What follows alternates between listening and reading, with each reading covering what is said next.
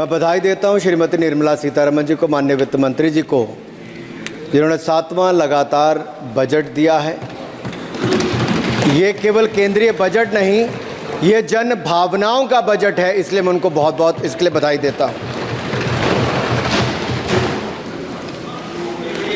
अगर आप बजट की ओर देखेंगे, इसकी भूरी भूरी प्रशंसा सब तरफ से हुई, लेकिन एक नेता ने यहाँ खड़े होकर जिस तरह से पहले कटाक्ष किया कमल पर, ना जाने कमल से उनको क्या विरोध है, लेकिन कमल के लिए, कमल का अगर शब्द का प्रयोग राजीव नाम के लिए भी किया जाता है, कमल के फूल को अगर राजीव कहेंगे तो वो भी है, लेकिन कहीं ना कहीं कमल को बुरा दिखाने का प्रयास किया गया।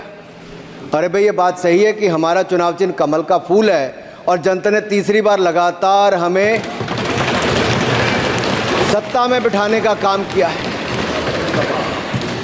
लेकिन केवल ये कमल का फूल नहीं, इन्होंने अपमानित कुछ और करने का काम भी किया और मैं उसका थोड़ा उल्लेख यहाँ पर जरूर करना चाहता हूँ। ये कमल, इससे जुड़ा हुआ नाम राजीव भी है, और राजीव आप जानते हैं किसका नाम है, आप सब जानते ही हैं। तो क्या उनको भी बुरा समझते? क्योंकि इन्होंने कहा, इन्होंने राजीव को हिंसा के साथ जोड़ने की बात कही, कमल को हिंसा के साथ जोड़ने की बात कही, लेकिन मैं कहना चाहता हूँ माँ लक्ष्मी का आसन भी कमल है, हमारा राष्ट्र पुष्प भी कमल है, और जिस पद्मासन मुद्रा में सिंधु सभ्यता में भगवान शिव की पशुपति नाथ के रूप में मूर्ति मिली थी, लोकमान्य तिलक पद्मासन मुद्रा में ही समाधिलीन हुए थे। आप कहते हैं कमल के चारों तरफ हिंसा है, आप कमल का अपमान नहीं कर रहे, आप बल्कि महायोगी भगवान शिव, भगवान बुद्ध और लोकमान्य तिलक जैसे महापुरुषों का अपमान कर रहे हैं। इसलिए अगली बार कमल के बारे में बोलने से पहले थोड़ा सोच कर बोलिए कि आप किस किस का अपमान कर रहे हैं। और केवल रील के नेता मत बनिए, मीम्स आपकी खूब बनती है, रियल नेता बनने के लिए सच बोलना पड़ता है। और सर, कुछ लोग एक्सीडेंटल हिंदू हैं और महाभारत का ज्ञान भी एक्सीडेंटल है। और उस नेता के अलावा और कौन नहीं जानता कि महाभारत में अभिमन्यु का वध 7 महारथियों ने मिलकर किया था। जयद्रथ, दुर्योधन, दुशासन, कर्ण, द्रोणाचार्य, कृपाचार्य और शकुनी। लेकिन राहुल जी ने कभी महाभारत, शायद, अब मुझे तो पता नहीं, पढ़ा भी नहीं, पर देखा भी नहीं होगा शायद सर, मुझे लगता है अंकल सैम ने लिख कर दिया होगा, अंकल सोरोस ने लिख के दिया होगा, कहीं से पर्ची बनकर आई होगी और कूल डूड बनने का प्रयास किया होगा। मैं इतना ही कहूँगा, कल जो चक्रव्यूह में फंसाने की बात कर रहे थे, वो कर्ण को करना कह रहे थे, कृपाचार्य जी को कृपचाय बोल रहे थे। चलिए छोड़िए उसको। अध्यक्ष जी, कल तो ऐसा लग रहा था सदन के अंदर महाभारत पर इतना सारा ज्ञान दिया गया कि एक समय ऐसा लगा B.R. चोपड़ा के महाभारत के धारावाहिक का संगीत गूंजने लगा हो। और कहीं ना कहीं उन्होंने एक बार महाभारत पढ़ने के लिए फिर प्रेरित किया। मगर इस बार महाभारत पर मैंने एक नई पुस्तक पढ़ी, जो उनकी पार्टी के विद्वान सांसद, जो इस सदन के सदस्य भी हैं, उन्होंने लिखी है, और उस पुस्तक का नाम है the great Indian novel. Rahul ji को अगर महाभारत और चक्रव्यूह के विषय में विस्तृत जानकारी लेनी है तो अपने उस सांसद से वो संपर्क कर सकते हैं। और मैं बताऊंगा, शशि थरूर जी ने, शायद वही राहुल गांधी जी को बता दें या बताएंगे, नहीं तो मैं बता देता हूं कि आपने महाभारत और भारत के स्वतंत्रता संघर्ष को मिलाकर जो उपन्यास लिखा है, उसके पात्र कौन कौन हैं। इस उपन्यास में धृतराष्ट्र के रूप में किस नेता को दिखाया गया है, कौरव किस पार्टी को कहा गया है? इस उपन्यास में प्रिय दुर्योधनी कौन है? जब राहुल जी को इसका पता चलेगा तो मुझे लगता है कहीं ना कहीं शशि थरूर जी पर कार्रवाई ना हो जाए। लेकिन क्या है साहब, ये लोग तो संविधान दिखाते थे, पढ़ते नहीं थे। मैंने उस दिन पूछ लिया कितने पन्ने होते, तो वो भी नहीं बता पाए। मैंने उसके बाद पूछा कि ये जो आप संविधान की कॉपी लेकर चलते हो, इसका प्रीफेस पढ़ा है, इसका फॉरवर्ड पढ़ा है, इसकी प्रस्तावना किसने की है? के वेणुगोपाल जो सॉलिसिटर जनरल इनकी सरकार के समय भी रहे होंगे, सीनियर एडवोकेट हैं, या गोपाल शंकर नारायण जो सीनियर एडवोकेट हैं, उन्होंने उसकी प्रस्तावना की थी। और प्रस्तावना में लिखा था कि कैसा काला अध्याय वो इमरजेंसी का समय था।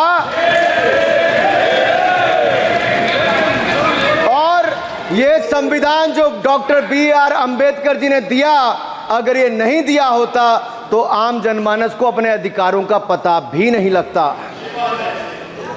लेकिन इन्होंने तो उसको पढ़ा ही नहीं था, लेकिन केवल कॉपी दिखा रहे थे इतने दिनों से साहब। ऐसे ही महाभारत पर भी ऐसी हालत लग रही है। और मुझे लगता है, और नहीं तो गूगल दादा तो थे, इनसे पूछ लेते आप क्या करते हो साहब, साथ में कुछ बताया करो। सर, इस उपन्यास के, माननीय सभापति जी, इस उपन्यास के मुताबिक जिस पार्टी के सर्वे सर्वा आप हैं, उस उपन्यास के वही कौरव पार्टी है। मैं अपनी तसल्ली के लिए कुछ पंक्तियों को यहाँ उद्धृत कर देता हूँ। मैं कोट कर रहा हूँ सर, पेज नंबर 245 से। The India of which Dhritarashtra assumed the leadership on 15th August 1947 had just been through a cathartic process of regeneration, another stage in this endless cycle. अब 15 अगस्त 1947 को प्रधानमंत्री के रूप में मोदी जी तो नहीं थे, और ये कह रहे हैं कि जिन्होंने 15 अगस्त 1947 को उस समय वो सत्ता ली थी, वो धृतराष्ट्र थे। तो धृतराष्ट्र किसको कहा गया? धृतराष्ट्र को किसको कहा गया? अब आपने मुझे बांध रखा है। कल स्पीकर ने कहा है, स्पीकर महोदय ने कहा कि उस समय के लोगों का नाम नहीं लेना। तो प्रथम प्रधानमंत्री जी को धृतराष्ट्र मैंने नहीं कहा, इनके अपने ही सांसद ने अपने ग्रेट इंडियन नॉवल में कहा है। शशि थरूर जी कहाँ हैं? कहीं छिप तो नहीं गए? आज शो कॉज हो सकता है। फिर देखिए प्रिय दुर्योधनी और धृतराष्ट्र के विषय में क्या लिखा है। I quote from page 293।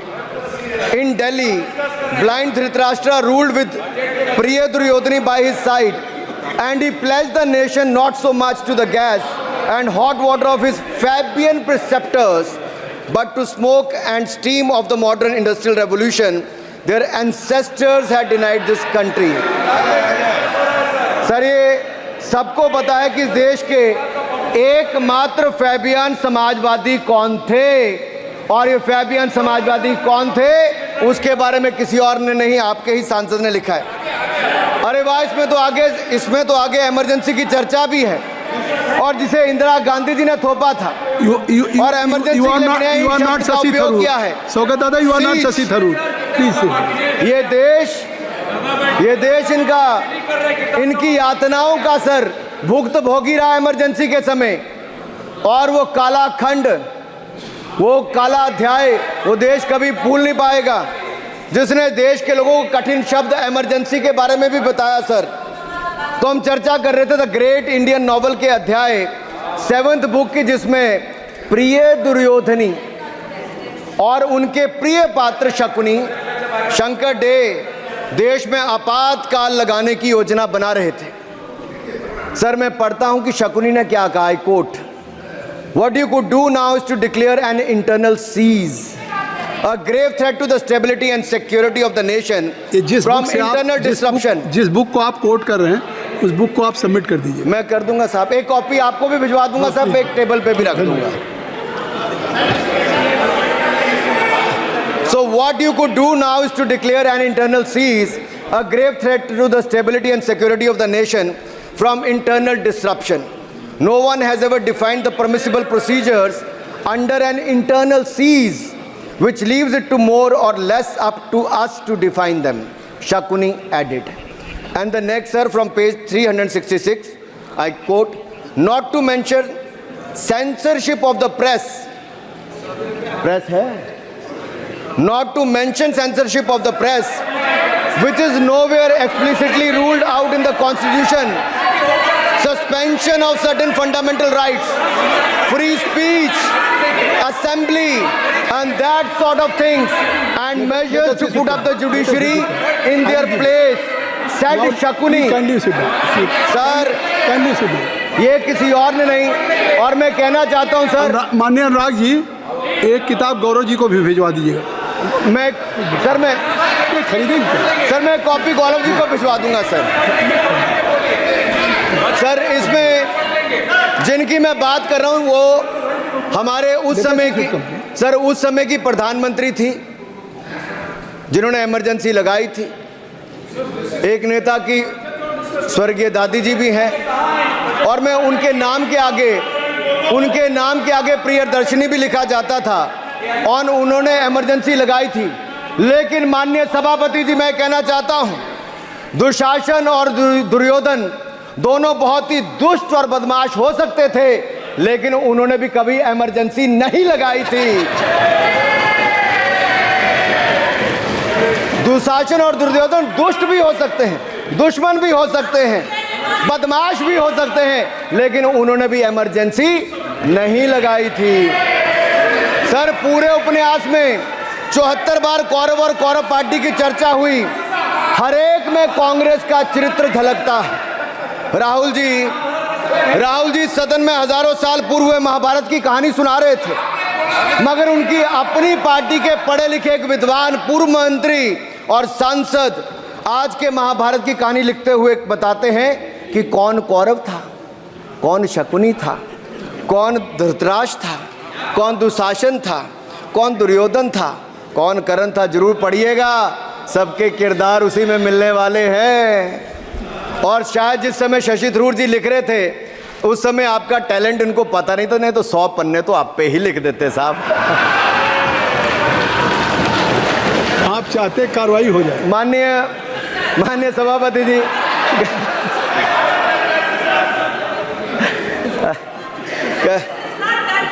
कल जब राहुल गांधी जी चक्रव्यूह पर बहुत ज्ञान दे रहे थे, तो पीछे दो लोग, कुमारी शैलजा जी और दीपेंद्र जी, बैठकर मुस्कुरा रहे थे। अब शायद राहुल जी वो पीछे हंस तो रहे थे, लेकिन आप एक बात जरूर कर लीजिए,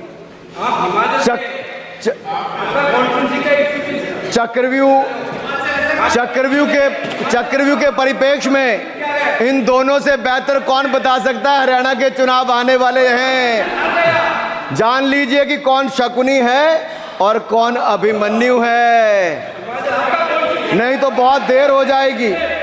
आपको एक और सुझाव है, और मैं इतना जरूर कहूंगा, आपने तो कई सारे चक्रव्यूह बनाने का काम किया सर, और जब उस समय किशोर अभिमन्यु पर कौरवों ने युद्ध नीति के विपरीत जाकर प्रहार किया था, तो मैं कुछ कहना चाहता हूं। इतने में पुत्र दुशासन ने पीछे सा था वार किया, निष्प्राण हुए एक गदा से सिर पर था प्रहार किया। माँ धरती की गोद में वह आंख मूंद कर सो गया, अंबर का तेजस्वी तारा धूमकेतु सा खो गया। लेकिन कोई तारे का तेज फीका नहीं कर सकता, वीर गति पाकर अमर हुआ हो कभी नहीं मर सकता है। पुत्र सुभद्रा कुरुक्षेत्र में जिसकी अमर कहानी थी, 9 माह में सीखी विद्या जब 16 साल जवानी थी। अब उस अभिमन्यु को जिसने सारे चक्रों को तोड़ने का काम किया, मैं इतना ही कहूंगा, चक्रव्यूह का प्रसंग छेड़कर आपने अच्छा किया। इस देश ने बहुत सारे चक्रव्यूह देखे, कांग्रेस का चक्रव्यूह सर, इसके 7 किरदार मैं बताता हूं सर। पहला कांग्रेस, सर नाम लेने के लिए मना किया, मैं दूसरी तरह से बोलता हूं। पहला कांग्रेस, दूसरे पहले प्रधानमंत्री NG, फिर तीसरा किरदार IG पूर्व प्रधानमंत्री, चौथा RG1 उस समय के प्रधानमंत्री, पांचवा SG, छठवां RG2 और सातवां आप सब जानते ही हैं। आप समझदार हैं, समझ गए होंगे। सर पहले चक्रव्यूह ने देश को विभाजन कराया, पहले चक्रव्यूह ने देश का विभाजन करवाया, और दूसरे जो NG उन्होंने देश को कश्मीर की समस्या दी और चीनियों को भारत की भूमि सौगात में दी, चीनियों को भारत भूमि सौगात में दी।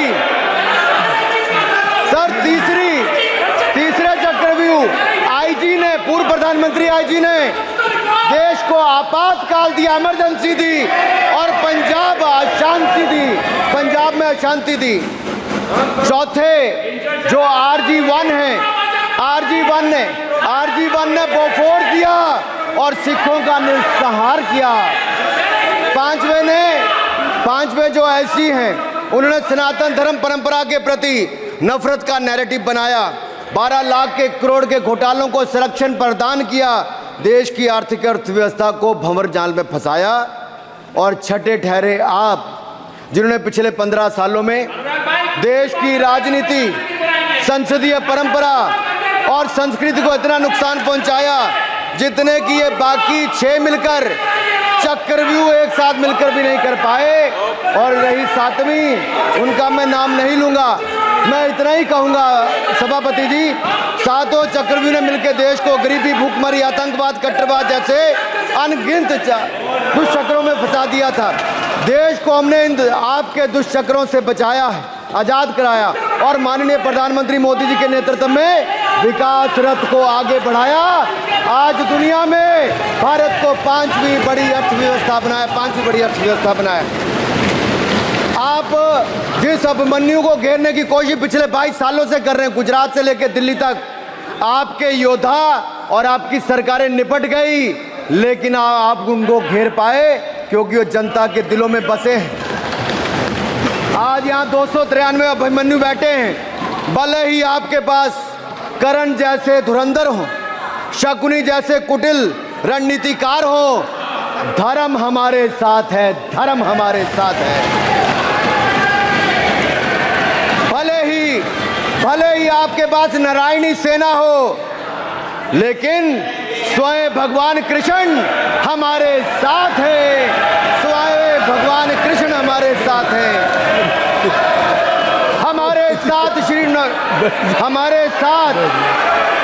हमारे साथ श्री रघुनाथ तो किस बात की चिंता शरण में दिखाया। माननीय सभापति जी, हमारे साथ श्री रघुनाथ तो किस बात की चिंता शरण में रख दिया जब मात, तो किस बात की चिंता। हमारे साथ तो जनता रूपी रघुनाथ है और आगे भी रहने वाला है। आप देखिए, ये कल से हलवा बांटने की बात कर रहे थे। अध्यक्ष महोदय कांग्रेसियों के कंधे पर सवार होकर सैर करते हैं, जैसे मदारी के कंधे। सर इसको देख लीजिए। माननीय आप असत्य कहें, हम कार्रवाई का हिस्सा नहीं है। असत्य कहें।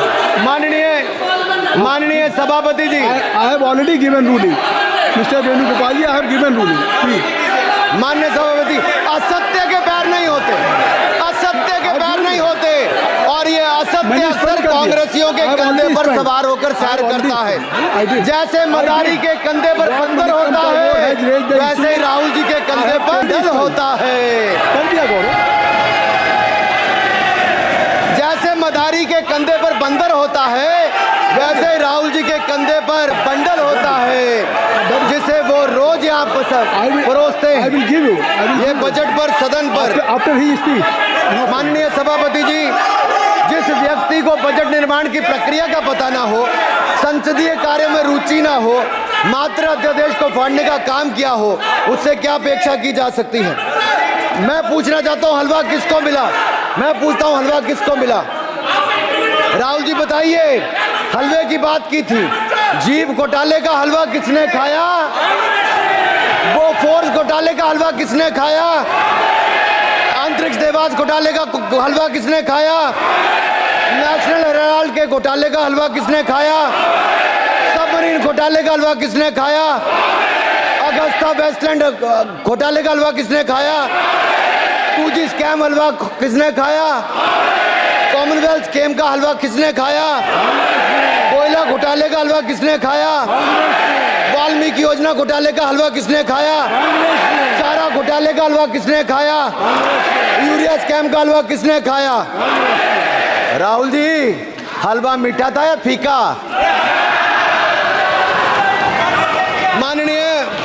माननीय सभापति जी, कुछ लोग ओबीसी की बात करते हैं। मैं ये कहता हूं, इनके लिए ओबीसी है। गौरव सुनिए, गौरव बड़ा इंपॉर्टेंट है। आप kindly address to the chair. माननीय सर, इनके लिए ओबीसी का मतलब है only for brother in law commission, only for brother in law commission. और only for brother in law commission के लिए काम करने वाली पार्टी अदर बैकवर्ड कास्ट की बात करती है तो आर्नी को भी पंखे के साथ लटकर आत्महत्या कर लेनी चाहिए। मतलब जिस पार्टी ने अपने पार्टी के अध्यक्ष जो एक पिछड़े वंचित समाज से आते थे, उनको धोती से खींचकर पार्टी से बाहर निकाल दिया हो, उसके शहजादे हमें ज्ञान बांट रहे। अरे साहब, इनको पहले तो एलओपी का मतलब समझना पड़ेगा। ये लीडर ऑफ प्रोपेगेंडा नहीं, लीडर ऑफ ऑपोजिशन है। इसका मतलब लीडर ऑफ ऑपोजिशन है। सर, ये लीडर काइंडली लिसन मी। माननीय अध्यक्ष जी, माननीय अध्यक्ष जी, जवाब आपको दे रहा हूं। माननीय सभापति जी, माननीय मंत्री जी, एक मिनट सुनिए। माननीय गौरव जी, आप या माननीय सदस्य जो कह रहे हैं, मैं समझता हूं कि माननीय राहुल जी एलओपी, उन्होंने भी बात कही सरकार पे या सरकार के मंत्रियों के लिए नाम लिया, तो इसका जवाब अगर वो दे रहे हैं, अनपार्लियामेंट्री वर्ड जो होगा इसको मैं स्पंज करता हूँ। अनपार्लियामेंट्री अनुराग ठाकुर जी।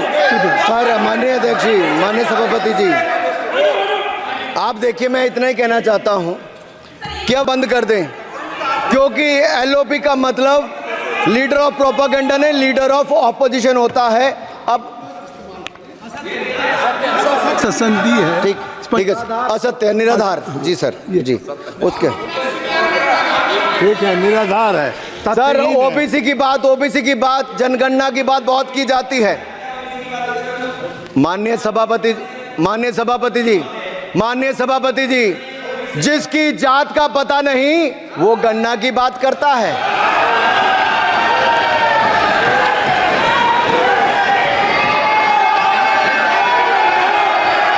जिसकी जात का पता नहीं वो गणना की बात करता है।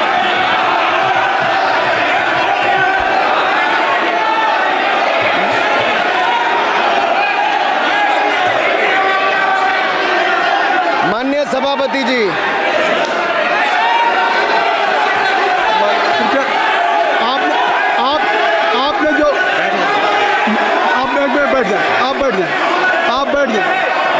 आप बैठ जाएं। माननीय अखिलेश जी, आपने जो बात उठाई है मैं उसको दिखवा लूँगा। मैं आपकी बात को ले रहा हूँ। उन्होंने जो बात कही है, आप जो विरोध कर रहे हैं, मैं उसको दिखवा लूँगा। आपने जो बात कही उसको मैं दिखवा लूँगा। अनुराग जी, माननीय सभापति जी, कृपया आप लोग बैठ जाएं। आप बैठ जाएं। अच्छा, आप बैठ जाएं। ठीक है। गौरव जी,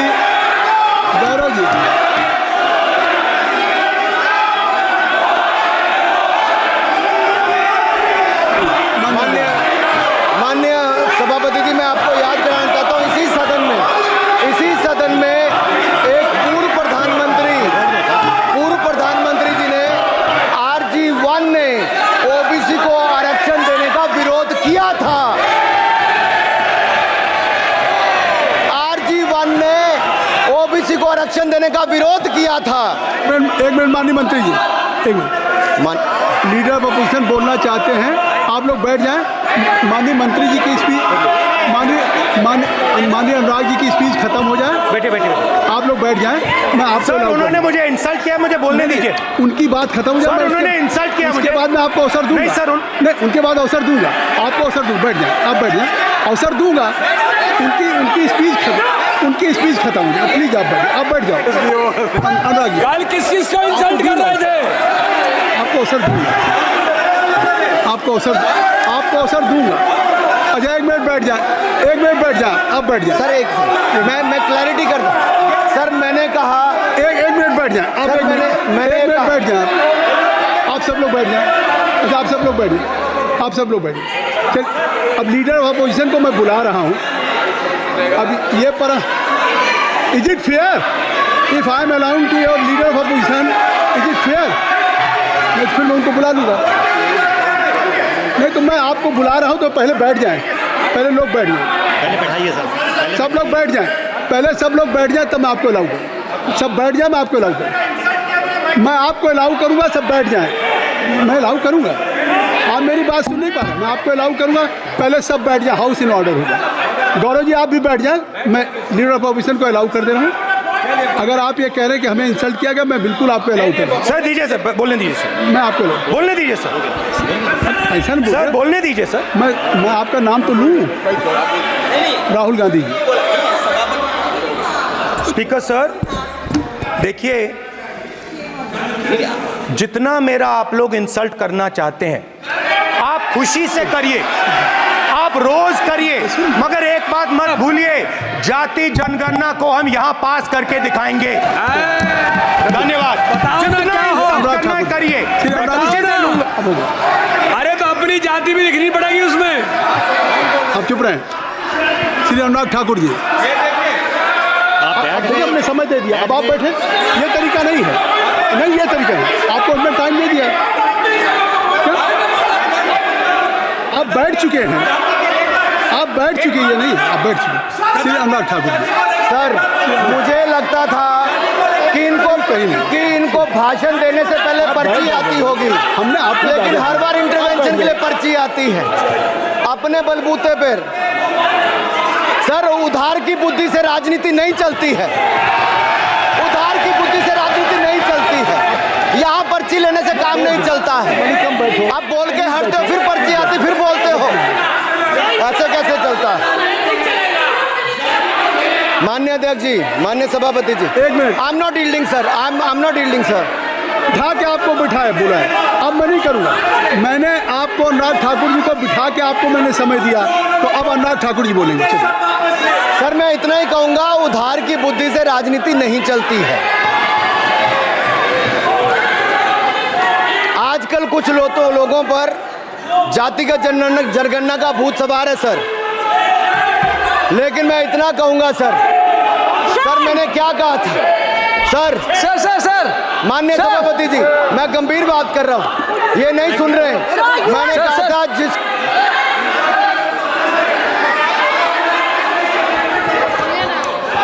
ठाकुर टैगोर प्लीज। माननीय सभापति जी, I have already given an माननीय सभापति अपॉर्चुनिटी जी। टू राहुल गांधी जी। राहुल गांधी जी अपनी उन्होंने he has express his feeling, जो उनको था। नहीं आप बेल से बाहर आ जाए, कृपया आप बेल से आ जाएं, फिर मैं उनको फिर समय दे दूंगा, जी सर मैंने कहा था कि जिसको जात का पता नहीं वो गणना की बात करता है। मैंने नाम किसी का नहीं लिया था सर, नाम तो किसी का नहीं लिया था, नाम किसी का नहीं लिया था, लेकिन जवाब देने कौन खड़े हो गए? सर मैं कहना चाहता हूं माननीय सभापति जी, अगर आप देखेंगे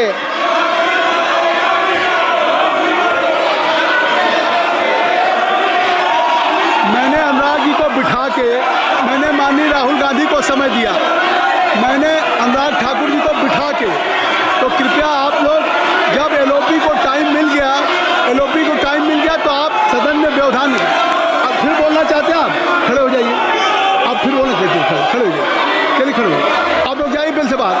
LOP please, LOP I am giving, तो आप बेल से तो जाइए। सर स्पीकर सर अगर मैं आपके एलओपी को टाइम दे रहा हूँ तो आप ये क्या मतलब? माफी मांगे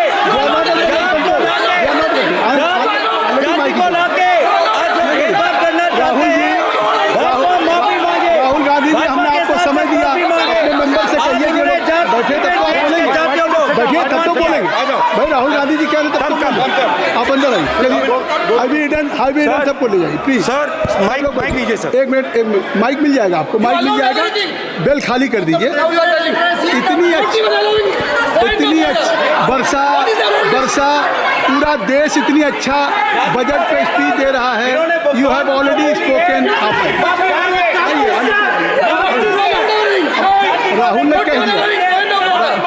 ने कह दिया अभी हम, अब आप अपने लीडर का सम्मान करें। हमने आपके लीडर को दूसरी बार फिर बुला रहा हूं, आप अपने लीडर का सम्मान करें। हाउस के एलओपी हैं और अगर मैं उनको दूसरी बार बुला रहा हूं, उनको बिठा दिया माननीय सदस्य को, तो कृपया आप लोग तो कम से कम इस बात को महसूस करें। मिस्टर केसीआर, मैं please don't be mister Rahul Gandhi, mister Rahul Gandhi आप लोग बैठिए। राहुल स्पीकर सर, बोलने का मन क्या था? स्पीकर सर, सर माइक नहीं है सर। एक मिनट, माइक यहाँ से नहीं जाता। स्पीकर सर, मैं नाम जो ले भी लूँगा, माइक आ जाएगा। स्पीकर सर, जो भी इस देश में दलितों की, आदिवासियों की, पिछड़ों की बात उठाता है, जो भी उनके लिए लड़ता है, उसको गाली खाना ही पड़ता है। और मैं ये सब गालियां खुशी से खाऊंगा, क्योंकि महाभारत की बात हुई तो महाभारत में अर्जुन को सिर्फ मच्छी की आंख दिख रही थी, उसी प्रकार मुझे सिर्फ मच्छी की आंख दिख रही है। जाति जनगणना हम करा के दिखाएंगे। खत्म। आपको जितनी गाली देनी है आप दीजिए, हम खुशी से लेंगे। धन्यवाद। गौरव, धन्यवाद। श्री अनुराग ठाकुर जी, गौरव जी, नहीं गौरव जी, आप देखिए, गौरव जी आप तो हमें समय दीजिए। खत्म हो जाएगा सर। श्री राहुल गांधी, खत्म हो जाएगा सर। श्री राहुल गांधी प्लीज। राहुल गांधी जी, ये तय कर ली। जब आप चाह रहे हैं, मैं आपको बोलने का अवसर दे रहा हूँ। हाँ सर, तो कम से कम गौरव जी आपके बोलने के बाद ऐसी परिस्थिति न क्रिएट करें कि सदन को चलाने की जिम्मेदारी जितनी सत्ता पक्ष की है उतनी प्रतिपक्ष भी है। अनुराग ठाकुर जी ने मुझ पर गाली दी है। नहीं, कोई गाली मुझे सर बोलने दीजिए सर। मुझे उनको बोले सर अनुराग ठाकुर जी ने मुझे इंसल्ट किया है, मगर मैं अनुराग ठाकुर जी से कोई माफ़ी नहीं चाहता हूं। मुझे कोई माफ़ी की ज़रूरत नहीं है। मैं लड़ाई लड़ रहा हूं। जितनी आपको गाली देनी है मैं आपसे कभी माफ़ी नहीं मांगूंगा। मुझे आपकी माफ़ी नहीं चाहिए। राहुल गांधी जी, मैं चेयर पे हूँ और चेयर का काम है कि अगर कहीं भी कोई असंसदीय या किसी को गाली दी गई तो मैं उसको देखूंगा, मैं उसको कार्रवाई निकालूंगा, मिस्टर के उसको निकलवाऊंगा। ठीक है, आप नहीं कर रहे हैं, लेकिन अगर दी है तो मैं उसको कार्रवाई का हिस्सा दिखवा के उसको स्पंज करूंगा। आपने कर दिया। सुन रहा हूँ। मैं श्री अनुराग ठाकुर जी, माननीय सभापति जी, श्री अखिलेश यादव जी बैठ जाए। श्री अखिलेश महोदय, सभापति महोदय, मैं केवल इतना, सभापति महोदय, स्वागत दादा, अभी क्या तरीका? सभापति महोदय, मेरा आपसे केवल इतना निवेदन है। माननीय मंत्री रहे हैं, बड़े दल के नेता हैं, मंत्री रहे हैं, बड़ी बात कर रहे थे। मैं महाभारत, शकुनी, ये सब बातें कह रहे थे, दुर्योधन तक यहाँ ले आई है। मैं केवल सभापति महोदय इनसे ये पूछना चाहता हूँ, आपने जाति कैसे पूछ ली है बताइए बस। आप जाति कैसे पूछ सकते हैं? आप बताएं, जाति कैसे पूछ सकते हैं? आप पूछ के दिखाओ जाति। तुम आप जाति कैसे पूछोगे? तुम कैसे पूछोगे जाति? आप बैठ नहीं, जाति नहीं पूछ सकते आप। आपने कह दिया ना। अब आप हमारी जाति नहीं पूछ सकते। आप हमारी व्यवस्था सुन लें, आप मेरी व्यवस्था सुन लें। कोई सदन में किसी की जाति नहीं पूछेगा। अनुराग ठाकुर जी, मैंने उसको स्पष्ट कर दिया। नहीं, श्री अनुराग ठाकुर जी, माननीय माननीय सभापति जी, बात आई। माननीय सभापति जी, उस समय के प्रधानमंत्री स्वर्गीय आरजी वान जी ने यही कहा था कि ओबीसी के आरक्षण का विरोध करता हूं। ये तो सदन में है। आरजी वान ने कहा था कि मैं ओबीसी को आरक्षण का विरोध करता हूं। अब ये तय करें कि वो सही थे या ये सही हैं, और आपकी पार्टी गलत थी कि आप गलत हैं, और वो पिछड़ा विरोधी थे कि आप पिछड़े के पक्ष में हो। और उस समय की पूर्व प्रधानमंत्री आईजी ने कहा था कि जात पर ना पात पर। अभी मैंने तो कहा नहीं सर, उस समय कहा गया था। और इसी तरह से ही कृपया अपना भाषण संक्षिप्त सर, करें। मंडल आयोग की रिपोर्ट हो, काका कालेलकर की रिपोर्ट हो, इस पर कौन वर्षों तक बैठा रहा सर? जवाब देना होगा इनको, कौन देगा जवाब? अगर उस समय उसको लागू कर दिया होता तो आज ओबीसी के अधिकारी भी ज्यादा होते, बाकी भी होते। और यही नहीं सही, इन्होंने दलित के साथ, आदिवासी के साथ, ओबीसी के साथ विरोध किया। ओबीसी कमीशन को तो संवैधानिक दर्जा भी नहीं दिया। अगर संवैधानिक दर्जा दिया तो मोदी सरकार ने आकर दिया है माननीय अध्यक्ष जी। और मैं इस सदन के लिए पढ़ देता हूं सर। नेहरू जी ने 1961 में आरक्षण के विरुद्ध में लिखा था, I quote, I react strongly against anything which leads to inefficiency and second rate standards. I want my country to be a first class country in everything. The moment we encourage the second rate we are lost. I unquote. ये किसने कहा? देश के पहले प्रधानमंत्री ने कहा। आप उससे सहमत हो कि नहीं सहमत? तो बताइए, माफी मांगोगे उसके लिए कि नहीं मांगोगे? कृपया चेयर को आप एड्रेस करें। आप चेयर को एड्रेस करें अनुराग जी। सर मैं इतना ही कहूंगा और समाप्त करें। लहजे में बदजुबानी, चेहरे पर नकाब लिए फिरते हैं वो, जिनके खुद के बही खाते बिगड़े हैं, वो हमारे हिसाब लिए करते हैं। बहुत बहुत धन्यवाद। नहीं सर, मेरे एक मिनट सर, मैं एक बात क्लियर कर दूं सर। मैंने किसी का नाम लेकर नहीं कहा, लेकिन कोई अपने आप क्यों खड़ा हुआ? मैंने किसी का नाम नहीं लिया था। आप रिकॉर्ड चेक कीजिए सर, आप रिकॉर्ड चेक कीजिए। और सर ये सारी बातें अगर आप देखेंगे, सबका साथ सबका, मैं रिकॉर्ड दिखवा लूंगा। आप दिखाइए सर। सबका साथ सबका विकास हमने किया सर। अगर अल्पसंख्यक के रूप में अगर किसी को राष्ट्रपति बनाया गया तो कलाम साहब को अटल बिहारी वाजपेयी जी की सरकार में बनाया गया। रामनाथ कोविंद जी को एससी समाज से आते थे, राष्ट्रपति बनाया गया तो मोदी जी की पहली सरकार में बनाया गया। एक महिला ट्राइबल को अपनी क्षमता के आधार पर अगर देश का राष्ट्रपति बनाया गया तो द्रौपदी मुर्मू को हमारी सरकार की। अगर ओबीसी प्रधानमंत्री है तो आज माननीय प्रधानमंत्री मोदी जी। आज सबसे ज्यादा मंत्री एससी एसटी ओबीसी है तो हमारी सरकार में सर मैं इतना ही कहूंगा। समाप्त करें सर, मैं 2 मिनट में खत्म। Sir 2 minute sir. MSP sir, ये एमएसपी की बात कर रहे थे सर। एमएसपी कौन लाया? एमएसपी सर 61 के युग में, उस समय के पहले प्रधानमंत्री जी ने लाए, लेकिन इन्होंने उसको गारंटी क्यों नहीं दिया भाई? 61 के बाद 66 में आप लाए। आप इतने सालों तक क्या करते रहे?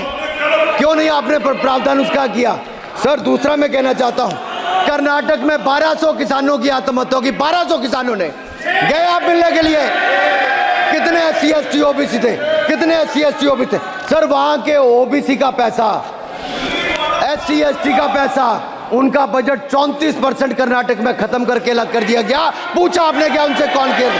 और सर यही नहीं, मैं पूछता हूं सर मैं पूछता हूं इनमें से सर। अब आप संक्षिप्त समाप्त करें। आप समाप्त सर एक मैं कहना चाहता हूं सर आप देखिए ओबीसी के लिए आज ओबीसी का कोटा खत्म करके अगर मुसलमान को आरक्षण देने की बात कोई करता है तो आपकी आंध्र कर्नाटक आपके कहने पर वो लोग करने की बात करते हैं। आप यहाँ पे ओबीसी की बात करते हो सर। माननीय सभापति जी, मैं एक बात और कहना चाहता हूँ यहाँ पर। एक बात सर, अग्निवीर की बात कही गई और अखिलेश यादव जी ने मेरा नाम लेके कहा। सर मैं हिमाचल प्रदेश से आता हूँ, बहुत छोटा राज्य, 70 लाख की आबादी है सर। देश में कारगिल के समय सबसे ज्यादा शहादत दी तो हिमाचल के वीर सपूतों ने दी। 4 परमवीर चक्र विजेता हुए, 2 हमारे यहाँ से हुए। 1 रैंक 1 पेंशन ये बात 40 साल तक इन्होंने दी सर। अगर दी तो प्रधानमंत्री नरेंद्र मोदी जी ने आकर दी। और यही नहीं सर, अग्निवीर योजना में 100% एम्प्लॉयमेंट की गारंटी है और हमारी 100%। सर एक बात अंत में लास्ट बात कह रहा हूँ सर, ये लास्ट है सर। मैं एक बात, ये आखिरी बात कह रहा हूँ सर युवाओं के लिए बजट में बहुत कुछ है, नौकरी से लेके इंटर्नशिप से लेके बाकी सब। मैं निर्मला जी को और प्रधानमंत्री जी को बहुत बहुत उसके लिए बधाई देता हूं। सर स्पेस सेक्टर के लिए 1000 रुपये वेंचर कैपिटल फंड भी दिया गया। सर जिस देश में स्पेस के नाम पर शायद बहुत कम कुछ दिखता था, आज चंद्रयान मिशन की सफलता के कारण दुनिया का पहला देश भारत बना है। सर यही नहीं, सर इनके समय हेमराज का गला रेत कर ले गए थे, वापस नहीं लाए थे। हमने सर्जिकल स्ट्राइक करके अपनी सेना को मजबूत किया। सर डॉक्टर प्रदीप, स्टार्टअप में सर हम नंबर 1 बने। सर आखिरी लाइन है सर 30 सेकंड।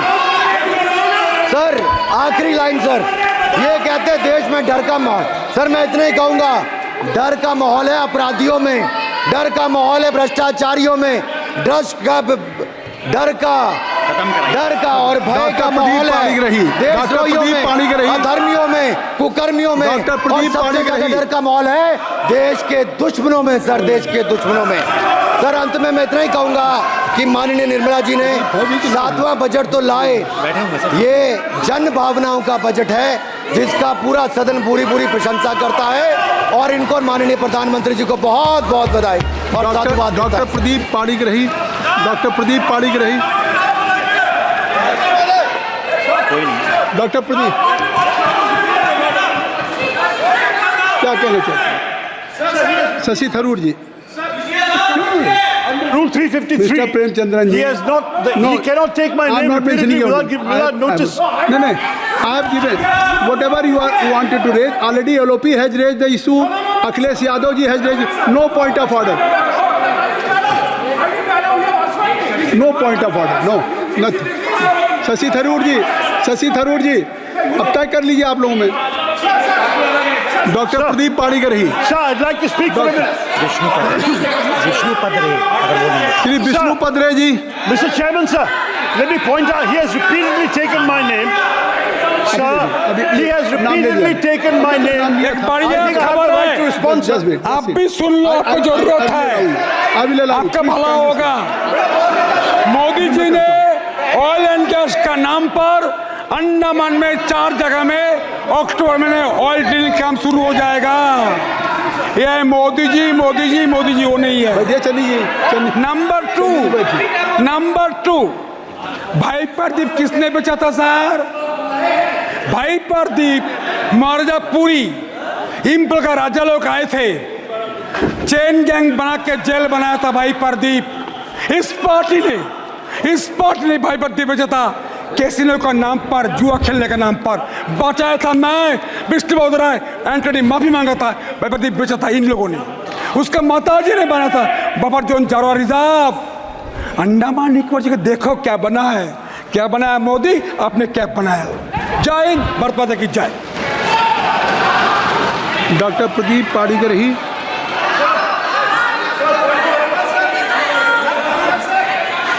क्या चाहिए बताइए, क्या चाहिए सर? नहीं क्या चाहिए? नहीं है तो छोड़ दीजिए, महामंत्री को खड़ा करते हैं ना फिर। और मंत्री जी को बुला लीजिए। शशि थरूर जी। लो सुन लो सर, ये 353 allegation. Sir, I just want to point out, sir, that under rule 353, the honourable member has no business taking my name repeatedly without providing notice, sir. And the notice was not given.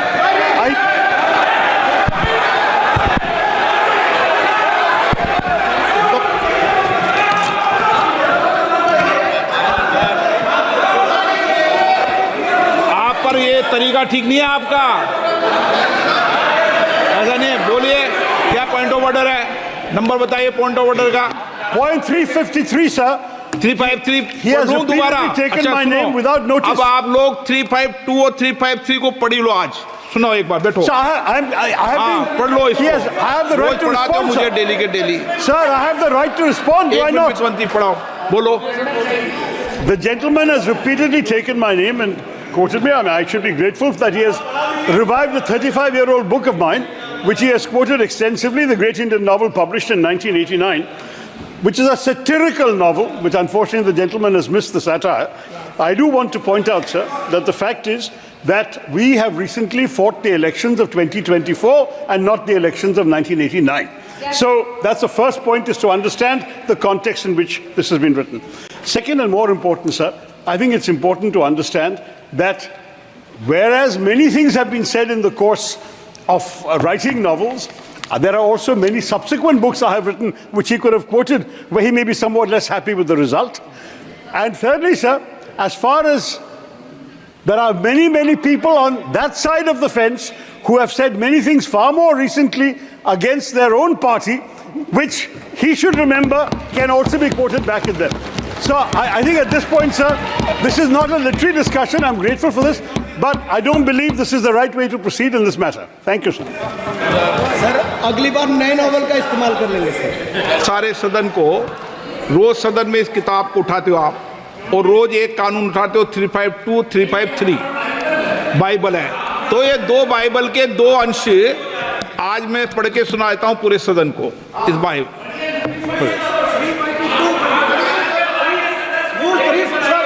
I was raising a point of order at the time of the debate made by Sri Anurag Singh Thakur ji, and the chair has assured me that I will give an opportunity. It is under Rule 356 and read with Rule 353 and also Rule 76. एक minute Sir, one second.